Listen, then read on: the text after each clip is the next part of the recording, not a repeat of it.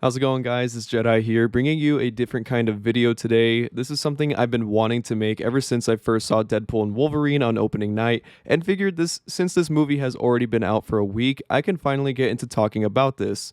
So spoiler warning for those that have not seen Deadpool and Wolverine, this is your last chance to click off the video before being spoiled. Now let's get straight into this. Deadpool and Wolverine just released in theaters on July 26th, and with it came a lot of talks, especially about the cameos featured in the movie. Those cameos include Chris Evans as Johnny Storm / the Human Torch, Jennifer Gardner as Elektra, Wesley Snipes as Blade, Channing Tatum as Gambit, and Daphne Keane as X-23 / Laura. I'll be honest, I thought these cameos were just going to be used as throwaways and not provide any substance to the story or as a benefit to the heroes like the cameos that were featured in Doctor Strange in the Multiverse of Madness. However, I was wrong, except for maybe the Johnny Storm cameo since he died too early, but it was all because of Johnny's big mouth that Deadpool quoted word for word as we saw in that post-credit scene, RIP to my boy. But I'm glad I was wrong for most of them because the heroes that were reintroduced for this movie had an important role in helping Deadpool and Wolverine get back into Cassandra Nova's lair and hold off the other mutants that work for her long enough for them to kill Cassandra or at least find a way out of the void. They did this in a way that allowed each hero to shine and display their powers and fighting abilities.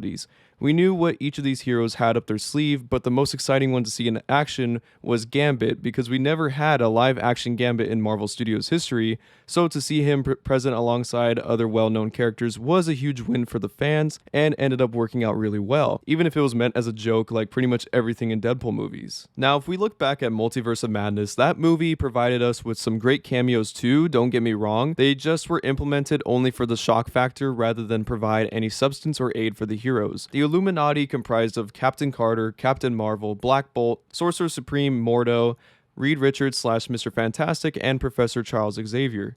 This legendary team was added just to show how powerful the Scarlet Witch is, and that's fine, but at least do it to where it makes sense with how the characters perish in fighting her. The fact that both Mr. Fantastic and Black Bolt die within literal seconds of confronting Wanda is just absolutely ridiculous because it makes them look like a joke in a serious movie. On top of that, the fact that Professor X also looks like a dumbass by being so gullible to help Wanda out from under the rubble so that the Scarlet Witch can kill him is absolutely idiotic, since he is one of the most powerful telepaths in all of Marvel. Cassandra Nova even said in Deadpool and Wolverine that Charles, Professor X, can kill someone with just a thought, yet he doesn't put up much of a fight at all against Wanda, and just essentially lets himself die for the sake of showing Wanda's power yet again. This does not work, since people do not go into a Doctor Strange movie like they do a Deadpool movie, knowing that they are going to be lots of jokes, fourth wall breaks, self-deprecating humor, and essentially a comedy parody movie. The expectations between both franchises are different. When you go into a Doctor Strange movie, you expect some badass fights,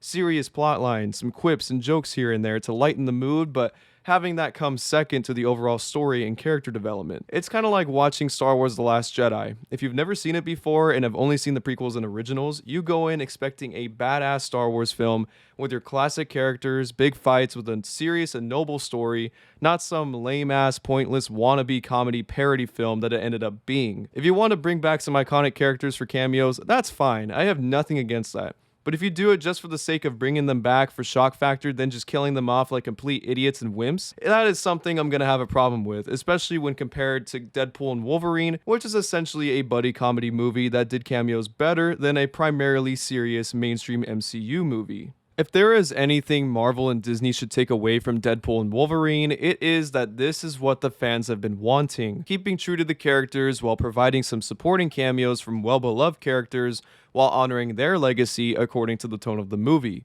And for a silly, irreverent movie like Deadpool, there were some serious and tender moments between Wolverine and Laura where they shared their past history with one another alongside a campfire. This goes to show that even though Deadpool is all about crude humor and making people laugh every other second, if done correctly, serious and heartfelt moments can be implemented to help give certain characters more depth that helps strengthen the respect for their legacy, all while adding enjoyment to the story. I mean, the main reason why Johnny Storm's cameo cameo worked even though he was shown as a joke and barely had any screen time is because of just that. It was meant as a joke slash parody, which is what Deadpool is all about. You can't really say the same thing about Multiverse of Madness, because if it were a joke slash parody, it wouldn't take itself so seriously like it currently does. Overall, it is important for everyone to keep in mind that the main reason why Deadpool and Wolverine was a more successful movie is because it didn't have any woke shit that was preventing some good classic popcorn eating fun where you could just turn off your brain and enjoy the theatrics, especially with those cameos. They are done just right, and honestly, Marvel and Disney should take note of that, because this movie is currently the highest grossing R-rated movie ever